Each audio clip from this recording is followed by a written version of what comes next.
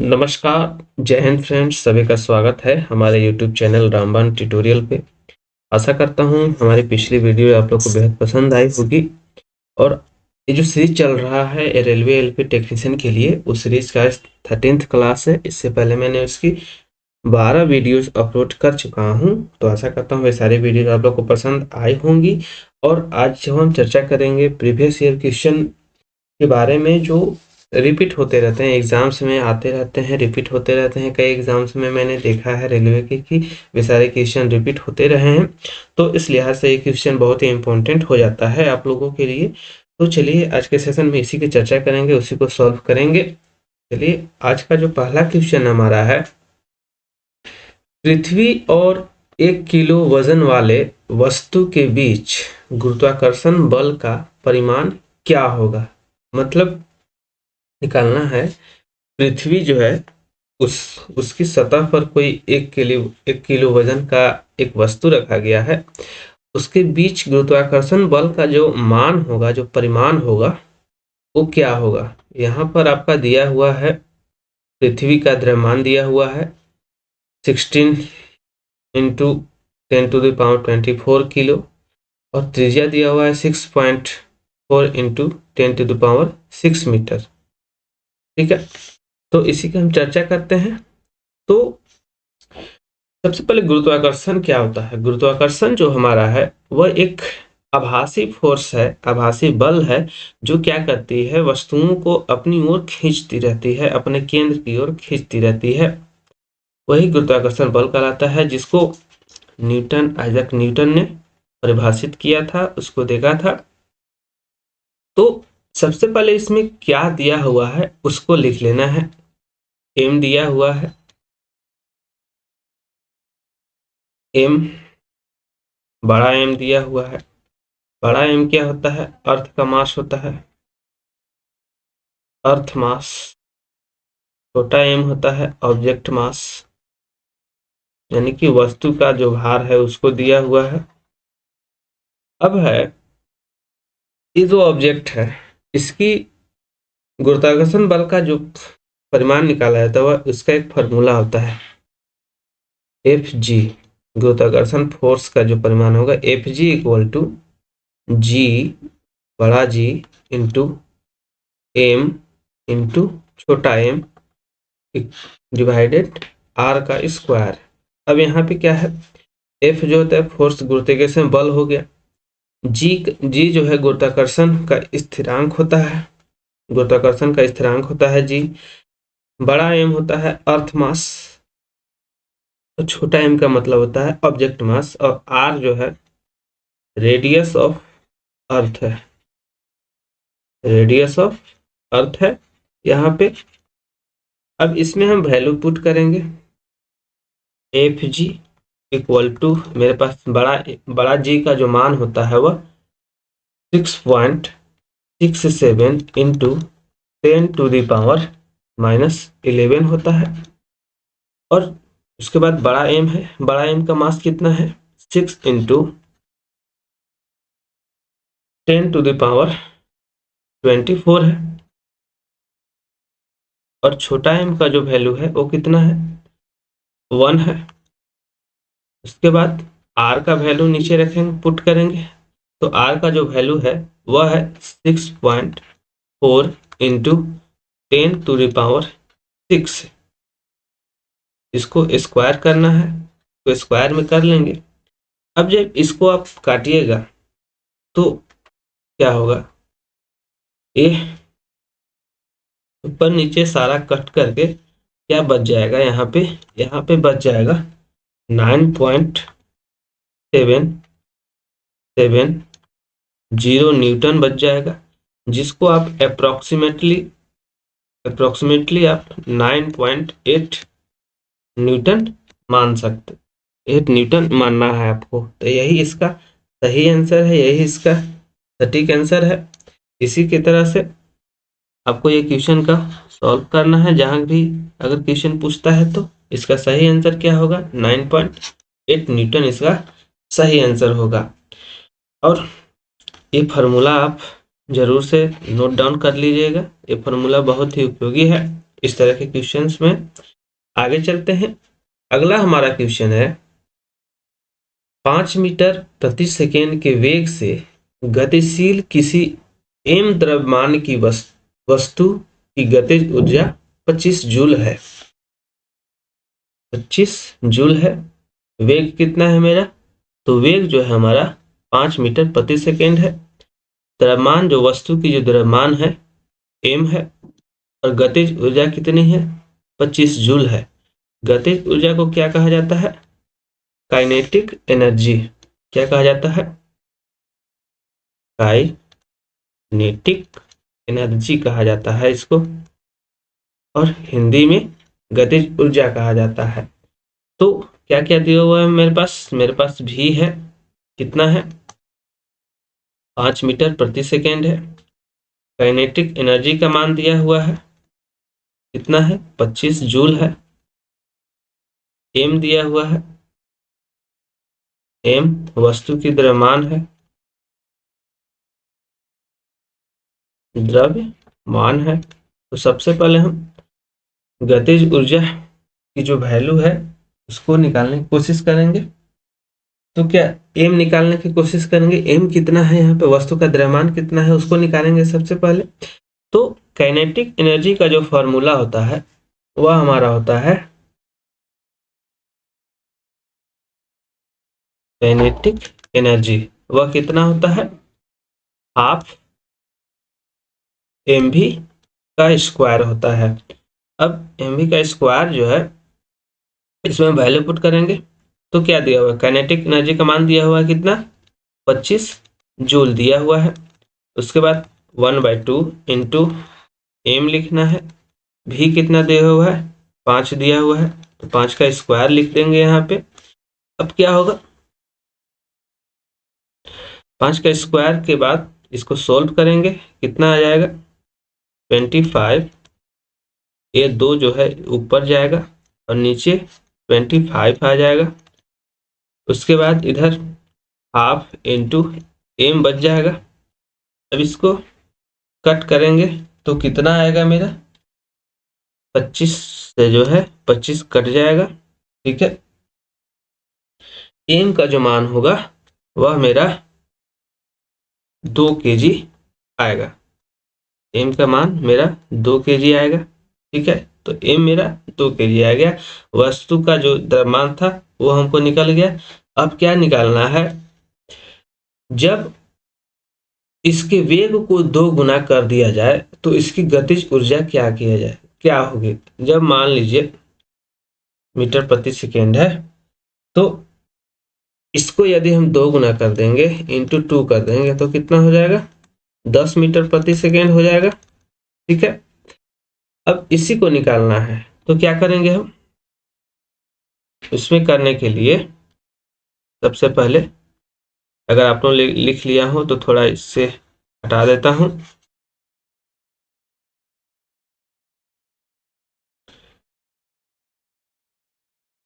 तो क्या है? वेग को 2 गुना करना है। वेग मेरा पहले कितना है? 5 मीटर प्रति सेकेंड है। अब इसको डबल कर देना है इंटू 2, तो कितना हो जाएगा? 10 मीटर प्रति सेकेंड हो जाएगा। उसके बाद क्या होगा? 10 मीटर प्रति सेकेंड करने के बाद फिर से काइनेटिक एनर्जी वाला फार्मूला लगाना है। काइनेटिक एनर्जी बराबर होता है हाफ mv स्क्वायर। अब इसमें हम वैल्यू पुट कर देंगे 1/2 इंटू 2 इंटू 10। इसको कट करेंगे, 5 बार में चला जाएगा। अब यहाँ पे आ जाएगा मेरा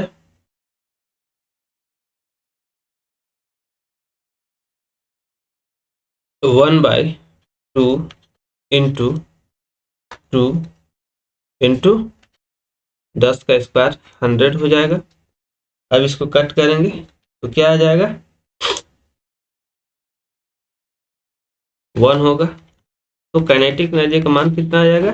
100 जूल आ जाएगा। 100 जूल इसका सही आंसर होगा। ये फार्मूला को आप काइनेटिक एनर्जी को आप लिख लेंगे।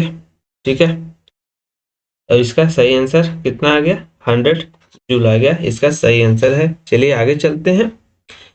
अगला हमारा क्वेश्चन है, एक लैंप 1000 जूल विद्युत ऊर्जा 10 सेकंड में व्यय करती है, तो इसकी शक्ति कितनी होगी?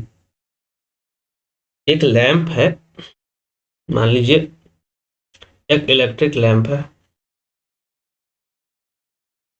ठीक है, इस तरह से एक इलेक्ट्रिक लैंप है,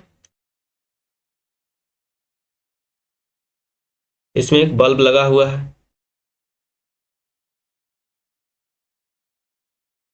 एक बल्ब लगा हुआ है।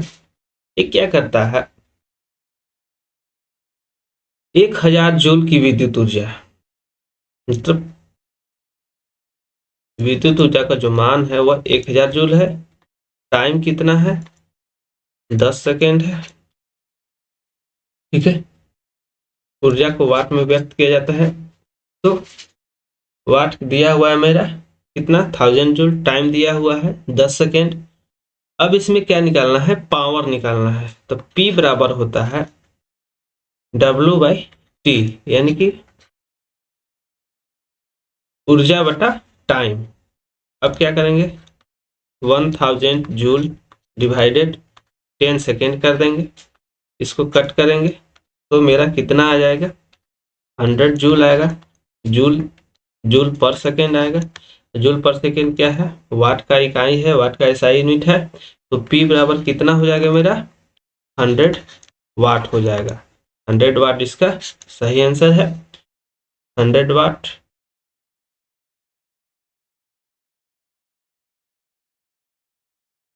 सॉरी यहाँ पे 100 होगा, यहाँ पे 100 वाट इसका सही आंसर है। 100 वाट इसका सही आंसर है, ठीक है। आगे चलते हैं। अगला हमारा क्वेश्चन है, ऊष्मा किस प्रक्रिया द्वारा तीव्र गति से स्थानांतरित होती है? ऑप्शन है संवहन, विकिरण, चालन या विसरण द्वारा। तो ऊष्मा जो है 3 प्रकार से स्थानांतरित होती है। पहला संवहन से, दूसरा जो है चालन द्वारा, और तीसरा जो है वह विकिरण द्वारा स्थानांतरित होती है। अब इसमें जो है सबसे तेज जो स्थानांतरण होता है वह संवहन के द्वारा होता है, यानी कि कंडेंसेशन। तो इसका सही आंसर संवहन होगा। अगला देखते हैं। अगला क्वेश्चन है, साबुन के पतले झाग में चमकदार रंग किस कारण दिखाई पड़ते हैं? ऑप्शन है व्यतिकरण के कारण, परासरण के कारण, विवर्तन के कारण या प्रकीर्णन के कारण। तो इसका सही आंसर होगा व्यतिकरण के कारण। व्यतिकरण स्कैटरिंग ऑफ लाइट जो होता है उसके कारण होता है। इसका सही आंसर व्यतिकरण होगा। अगला क्वेश्चन है, प्रकाश की गति माध्यम में सबसे कम होती है, मतलब किस माध्यम में प्रकाश की गति जो है वह सबसे कम होती है? ऑप्शन है हीरे में, निर्वात में, हवा में, शीशा में। हीरा यानी कि क्या बोलते हैं इसको? डायमंड बोलते हैं। निर्वात जिसको क्या बोलते हैं? वैक्यूम बोलते हैं। हवा तो जान ही रहे हैं, एयर। शीशा को लेड भी बोला जाता है। तो प्रकाश की गति जो है वह हीरा में क्या होती है? सबसे कम होती है। सबसे कम होती है क्योंकि हीरा क्या करता है, उसको पूरी, उसमें जब हीरा पर प्रकाश पड़ता है तो हीरा उस प्रकाश को अपने अंदर रिफ्लेक्ट करने का काम करती है, उसको तेज मध्यम कर देती है, स्कैटरिंग कर देती है, उसका प्रवर्तन कर देती है। इसलिए वो हीरा क्या बहुत चमकता है। तो हीरा में क्या होता है? प्रकाश की गति जो होती है, लाइट, मोशन ऑफ लाइट जो होता है वह सबसे कम होती है। आगे चलते हैं। अगला हमारा क्वेश्चन है, किस रंग के प्रकाश की ऊर्जा सबसे ज्यादा होती है? मतलब कौन सा कलर का जो लाइट होता है उसका जो ऊर्जा होती है सबसे ज्यादा होती है? इसमें ऊर्जा एनर्जी की बात कर रहा है, ठीक है, वेवलेंथ की बात नहीं कर रहा है, ठीक। स्कैटरिंग की बात नहीं कर रहा है, ऊर्जा की बात कर रहा है कि ऊर्जा सबसे ज्यादा किस रंग के प्रकाश में होती है। ऑप्शन है लाल, हरा, नीला, पीला। तो वह क्या होती है, नीले रंग के जो प्रकाश होती है उसमें ज्यादा ऊर्जा होती है, ऊर्जा जो होती है ज्यादा होती है। जैसे आप लोगों ने गैस स्टोव, गैस देखा होगा, गैस में क्या होता है, सब पूरी तरह से भरा हुआ रहता है तो नीला फ्लेम निकलता है, नीला कलर का उसमें से जलता है, तो उसमें क्या होता है, ज्यादा हीट होती है। लेकिन वही जब धीरे धीरे लाल होने लगता है तो उसमें हीट कम हो जाती है, ऊर्जा कम हो जाती है, जिससे कि खाना पकने में देरी लगती है। तो क्या होता है, नीले प्रकाश के रंग में ज्यादा ऊर्जा होती है। इसका सही आंसर होगा नीला। ठीक है, अगला क्वेश्चन देखते हैं। प्रदीप्ति बल्ब में कौन सी गैस भरी जाती है। प्रदीप्ति बल्ब जो है उसमें, प्रदीप्ति बल्ब एक सजावटी बल्ब होता है, इसमें कौन सी गैस भरी जाती है। ऑप्शन है neon gas, argon gas, hydrogen gas या हीलियम गैस। तो प्रदीप्ति बल्ब में नियोन गैस को भरा जाता है, नियोन गैस को भरा जाता है। ठीक है, अगला क्वेश्चन है वृद्धा अवस्था और आयु वृद्धि, वृद्धा अवस्था और आयु वृद्धि के प्रभाव का अध्ययन क्या कहलाता है। ठीक है, ऑप्शन है जेरेंटोलॉजी, पेडोलॉजी, एंथोलॉजी या वर्तिका।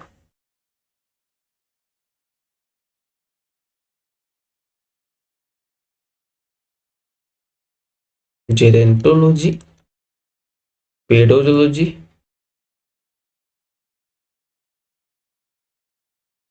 एंथोलॉजी,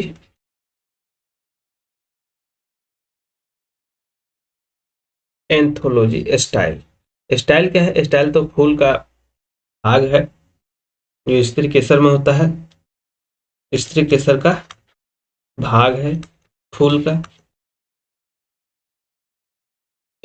पेडोलॉजी क्या है, पेडोलॉजी मिट्टी का अध्ययन इसमें किया जाता है, मिट्टी का अध्ययन इसमें किया जाता है। ठीक है, आगे जो है एंथोलॉजी है,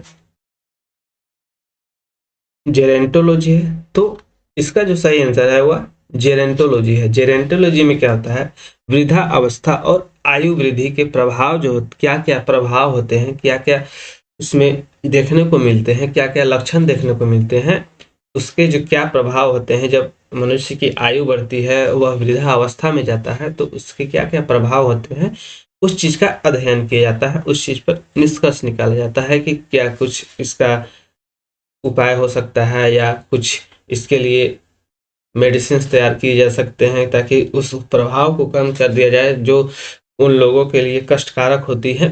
तो इस सब सारी चीजों का उसमें अध्ययन करते हैं। और छात्रों को बता दूं कि बहुत जल्द ही रेलवे के द्वारा ये नोटिफिकेशन आएगी, एलपी टेक्नीशियन 2018 के लिए, 2023 के लिए बहुत ही जल्द आएगी। तो आप पूरी मेहनत के साथ लगे रहिए, अभी से ही तैयारी रखिए ताकि आपको ये न लगे कि हमको तैयारी करने का मौका ना मिला, हमको पढ़ने का मौका ना मिला।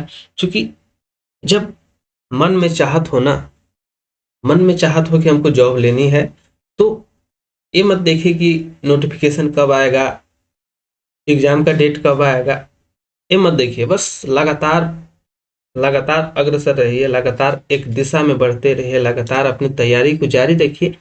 भले ही पूरा दिन रात ना पढ़े, लेकिन थोड़ा थोड़ा करके ही 1 घंटा, 2 घंटा, 3 घंटा, इस तरह से आप डेली वे में रूटीन बना करके पढ़ते रहें, ताकि आपका जो अभ्यास है,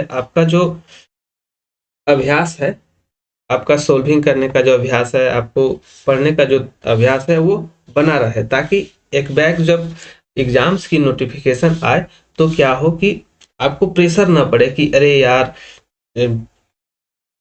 हमने तो पढ़ा ही नहीं, ऐसे है वैसे है। ये सब कोई एक्सक्यूज एग्जामिनर्स नहीं सोचता है, और एक्सक्यूज आप लोगों को एग्जाम में सफलता नहीं दिलाएगी। आपकी जो मेहनत होगी वही आपको एग्जाम में सफलता दिलाएगी। एक्सक्यूज किसी काम का नहीं रह जाता है। जब आप फेल हो जाइएगा, जब आप जॉब नहीं ले पाइएगा, तो आपको कोई पूछने वाला नहीं होगा, क्योंकि दुनिया जो है वह सक्सेस लोगों की पूछती है, सक्सेस लोगों के पास जाती है। इसीलिए आपसे गुजारिश है कि आप अपने एग्जाम्स को लेकर के तैयारी में लगे रहिए। नोटिफिकेशन कभी भी आ सकता है, एक मंथ 2 मंथ में नोटिफिकेशन आने की प्रबल संभावना है।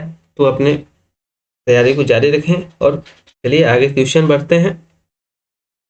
अगला क्वेश्चन है, निम्न में से कौन सा लवणीय अम्ल है, यानी कि लवण, यानी कि साल्टेड एसिड, साल्टेड एसिड जिसको बोलते हैं, तो कौन सा है? ऑप्शन है sodium carbonate, ammonium carbonate, magnesium sulphate, sodium acetate. तो यानी Na, CO3, sodium carbonate, ammonium sulphate, ammonium phosphate, magnesium sulphate. Magnesium का क्या होता है? Mg होता है, Mg सल्फेट SO4 होता है, सोडियम एसीटेट। तो लवणीय अम्ल जो है, साल्टेड एसिड जो है वह सोडियम कार्बोनेट होता है। सोडियम कार्बोनेट जो है वह लवणीय एसिड होता है। ठीक है, आगे चलते हैं। अगला हमारा क्वेश्चन है, नाइट्रोजन के निम्न ऑक्साइड में से किसको लाफिंग गैस के रूप में जाना जाता है? Which one of the following oxides of nitrogen is also known as laughing gas? मतलब नाइट्रोजन का कौन सा ऑक्साइड है जिसको लाफिंग गैस के नाम से जाना जाता है? ऑप्शन है N2O, N2O5, NO या N2O। तो ऑप्शन है, तो इसमें क्या होता है, नाइट्रस ऑक्साइड जिसको NO2 बोलते हैं, नाइट्रस ऑक्साइड, यही क्या होता है, वह लाफिंग गैस के रूप में जाना जाता है। यानी कि ऑप्शन नंबर ए इसका सही आंसर है, NO2 इसका सही आंसर है, नाइट्रस ऑक्साइड इसका सही आंसर है। आगे चलते हैं। अगला हमारा क्वेश्चन है, किसी गोलाकार दर्पण के परावर्तक सतह को क्या कहा जाता है? ऑप्शन है मुख्य धुरी, मेन एक्सिस जिसको बोलते हैं,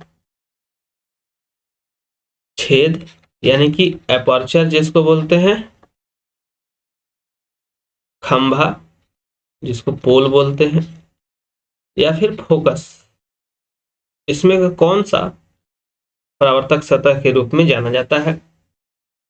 तो इसको बी ऑप्शन नंबर बी यानी कि अपर्चर को परावर्तक सतह के रूप में, परावर्तक सतह को अपर्चर कहा जाता है, छेद कहा जाता है।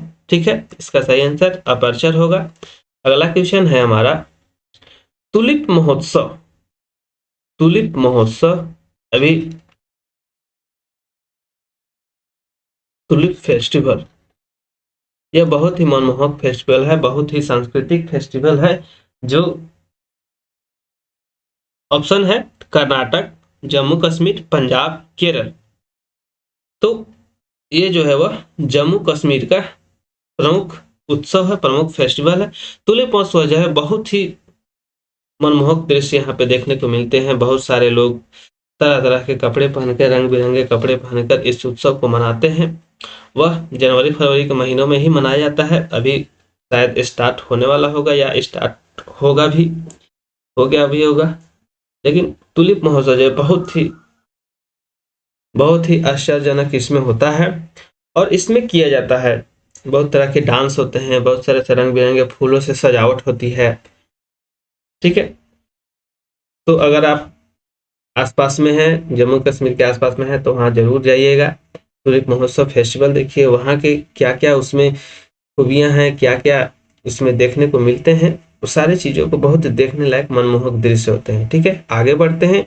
अगला हमारा क्वेश्चन है, डोमकच किस राज्य का प्रमुख लोक नृत्य है? ऑप्शन है पंजाब, छत्तीसगढ़, तमिलनाडु, झारखंड। तो डोमकच जो है वह झारखंड का प्रमुख लोक नृत्य है। यह लगभग शादी वाले दिनों में गाया जाता है। यह स्त्री प्रधान नृत्य है, स्त्री प्रधान नृत्य है यह।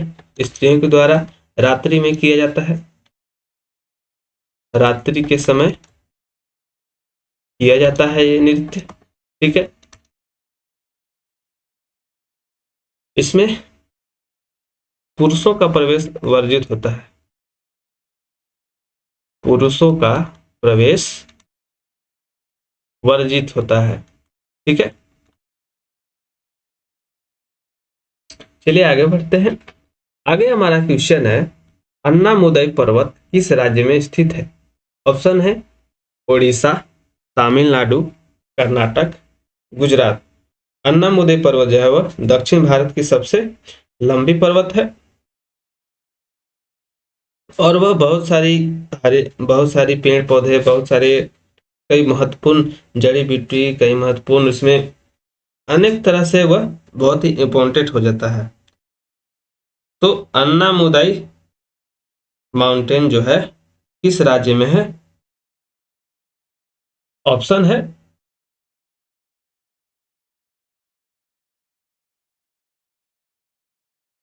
वेस्टर्न, ओडिशा, तमिलनाडु, कर्नाटक, गुजरात। तो यह मुख्यतः जो है वह केरल और तमिलनाडु की सीमा पर पड़ता है। कुछ अंश इसका तमिलनाडु में है, कुछ अंश इसका केरला में भी है। तो इसका सही आंसर तमिलनाडु और केरल होगा, तमिलनाडु और केरल में होगा, इसका सही आंसर होगा। यदि आपको केवल केरल दिया हो तो केवल केरल मानना है, तमिलनाडु और केरल दिया हो, लेकिन मेजर जो पार्ट है उसका मेजर पार्ट जो है वह केरल में पड़ता है। ठीक है, चलिए आगे बढ़ते हैं। अगला क्वेश्चन है हमारा, भारतीय संविधान की आत्मा किस अनुच्छेद को कहा गया है, किस आर्टिकल को कहा गया है? ठीक है, ऑप्शन है हमारा आर्टिकल 32, आर्टिकल 35, आर्टिकल 41 और आर्टिकल 40। इसमें से किस अनुच्छेद को संविधान की आत्मा कहा गया है? तो संविधान की आत्मा जो था, इस शब्द को बी.आर. अम्बेडकर ने दिया था। इसने क्या था? बी.आर. अम्बेडकर जो हमारे संविधान निर्माता है, इन्होंने ही इस तो आर्टिकल नंबर 32 जो है उसको भारतीय संविधान की आत्मा कहा गया है, जिसको बी.आर. अम्बेडकर ने कहा था। इसमें क्या होता है, आर्टिकल 32 जो है वह बहुत सारे प्रावधान रिट जारी करने की शक्ति वगैरह के बारे में दर्शाता है। इसमें क्या होता है, 5 प्रकार के रिट के बारे में बताया गया है। रिट यानी कि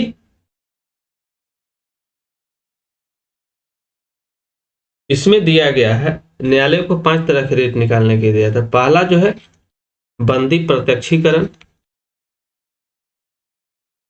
बंदी प्रत्यक्षीकरण। दूसरा आता है इसमें परमादेश, परमादेश को मैंडेमस बोलते हैं, मैंडेमस बोलते हैं इसको। दूसरा आता है इसमें, तीसरा आता है, थर्ड पॉइंट जो है उसमें प्रतिषेध लेख आता है, प्रतिषेध लेख आता है इसमें। फोर्थ नंबर जो है वो इसमें आता है, फोर्थ नंबर में आता है उत्प्रेषण। क्या आता है? उत्प्रेषण। और 5 नंबर में आता है इसका अधिकार परीक्षा लेख, अधिकार परीक्षा लेख। ठीक है, तो प्रतिषेध लेख को क्या बोलते हैं? प्रतिषेध लेख को प्रोहिबिशन बोलते हैं, प्रोहिबिशन बोलते हैं इसको। उत्प्रेषण को सर्टियरी बोलते हैं, सर्टियरी बोलते हैं। अधिकार परीक्षा को क्यू वारंटो बोलते हैं, क्यू वारंटो बोलते हैं इसको। और बंदी प्रत्यक्षीकरण को हैबियस कॉर्पस बोलते हैं। बंदी प्रकटीकरण जो है वह, इसमें क्या होता है कि इसमें यदि किसी व्यक्ति को बिना कहे पूछे गिरफ्तार कर लिया जाता है तो उसको, जो गिरफ्तार करने वाला व्यक्ति है, उसको उस बारे में उसको सूचना देनी होगी कि किस कारण से आप ज्ञात कर सकते हैं, और उसे 24 घंटे के अंदर, आने जाने के समय के छोड़कर 24 घंटे के अंदर न्यायालय के समक्ष प्रस्तुत करना के लिए रिट जारी किया जाता है। ठीक है, ये सब सारी चीजें हैं। डिटेल्स में जाननी हो तो हमने इसके लिए अलग से एक वीडियो बना रखी है, उसको आप डिस्क्रिप्शन बॉक्स लिंक में जा करके आप देख सकते हैं। ठीक है, आगे बढ़ते हैं हम। अगला हमारा क्वेश्चन है, राष्ट्रपति का अध्यादेश जारी करने की शक्ति अनुच्छेद कितना में है, यानी कि किस अनुच्छेद में राष्ट्रपति को अध्यादेश जारी करने की शक्ति प्रदान की गई है। ऑप्शन है आर्टिकल 213, आर्टिकल 123, आर्टिकल 108, आर्टिकल 110। तो इसमें क्या होता है, अध्यादेश का मतलब होता है कि आपातकाल की स्थिति में, जब आपातकाल की स्थिति हो देश में, उस समय क्या होता है कि यदि राष्ट्रपति को लगे कि कोई नियम इस समय लागू करना चाहिए, क्योंकि उस समय तो संसद सत्र नहीं होता है, तो राष्ट्रपति को शक्ति होती है कि वह कुछ नियम को लागू कर सकता है जो संसद सत्र शुरू होने तक वो जारी रहेगा। ठीक है, तो इसकी जो शक्ति है वह आर्टिकल 123 के तहत दिया गया है। 123 के तहत उन्हें यह शक्ति दिया गया कि अध्यादेश जारी कर सकते हैं, कोई नियम बना करके इमरजेंसी में वह जारी कर सकते हैं। ठीक है, 108 जो है, 110 जो है क्या है, वित्तीय वित्त से संबंधित है। ठीक है, इस प्रकार से राष्ट्रपति को दिया गया है। ठीक है, आगे चलते हैं। अगला हमारा क्वेश्चन है, बुद्ध के संवादों और उपदेशों का संकलन किस पिटक में किया गया है। बुद्धों का एक पिटक आता है, त्रिपिटक, एक ग्रंथ है त्रिपिटक, उसमें से किस पिटक में बुद्ध के संवाद और उपदेशों का संकलन किया गया है, वो चीज के बारे में पूछा गया है। ऑप्शन है सूत पिटक, विनय पिटक, अभिधम पिटक या कल्प सूत्र। तो इसमें से जो है वह ऑप्शन है, इसका सही आंसर है सूत पिटक। सूत पिटक जो है, इसी में बुद्ध के जितने भी सारे संदेश हैं, जितने भी सारे उपदेश हैं, जो भी ज्ञान है, वो सब के बारे में सूत पिटक में संकलित किया गया है। ठीक है, आगे चलते हैं। अगला हमारा क्वेश्चन है, बुद्ध की खड़ी प्रतिमा किस काल में बनाई गई, किस काल में बुद्ध की खड़ी जो प्रतिमा है उसको बनाया गया है। ऑप्शन है शक काल, गुप्त काल, कुषाण काल, मौर्य काल। ठीक है, तो बुद्ध की जो खड़ी प्रतिमा है वह कुषाण काल में बनाई गई थी। ऑप्शन है इसका सही आंसर होगा कुषाण काल। ठीक है, आगे चलते हैं। कुषाण काल इसका सही आंसर है। आगे देखते हैं।